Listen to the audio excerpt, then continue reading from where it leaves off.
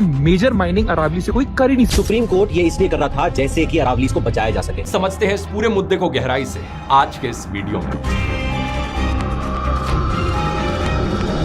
हमारी कहानी असल में मई 2024 में शुरू होती है, जब सुप्रीम कोर्ट अरावली रेंज को माइनिंग से बचाने के लिए, ध्यान से सुनो, माइनिंग से बचाने के लिए मोदी सरकार को आदेश देता है कि अरावली की एक यूनिफॉर्म डेफिनेशन बनाओ। सुप्रीम कोर्ट का मानना था कि अरावली की पहाड़ियों को प्रोटेक्ट करना और आसान हो जाएगा अगर इनकी एक यूनिफॉर्म डेफिनेशन होगी तो। ऐसा इसलिए क्योंकि अरावली रेंज 4 राज्यों से होकर गुजरती है, गुजरात, राजस्थान, हरियाणा, दिल्ली, और इन सब राज्यों में अलग अलग डेफिनेशंस का इस्तेमाल किया जाता रहा है। तो नई डेफिनेशन के मुताबिक अब सिर्फ वही पहाड़ अरावली कहलाएंगे जिनकी हाइट 100 मीटर से ज्यादा की होगी। इसके अलावा अरावली रेंज सिर्फ उसी को माना जाएगा जब 500 मीटर के भीतर भीतर 2 या 2 से ज्यादा अरावली के पहाड़ होंगे। अगर वो इससे ज्यादा दूरी पर रहेंगे तो उनको अरावली रेंज का हिस्सा ही नहीं माना जाएगा। ये दिखने में एक बड़ा छोटा सा चेंज है, लेकिन स्कैम देखो यहां पर क्या किया जा रहा है। आपको सुनकर लगेगा कि चलो 100 मीटर की तो हाइट रखी गई है, 100 मीटर एक स्टैंडर्ड ही हाइट होगी, इसमें क्या गलत है। लेकिन ध्यान देने वाली बात यह है कि पहाड़ की हाइट नापी कहां से जा रही है। 0 मीटर यानी कि बेस लाइन किसे माना जा रहा है। पूरी दुनिया में पहाड़ों की हाइट को सी लेवल से नापा जाता है। जब हम कहते हैं कि माउंट एवरेस्ट की हाइट 8800 मीटर की है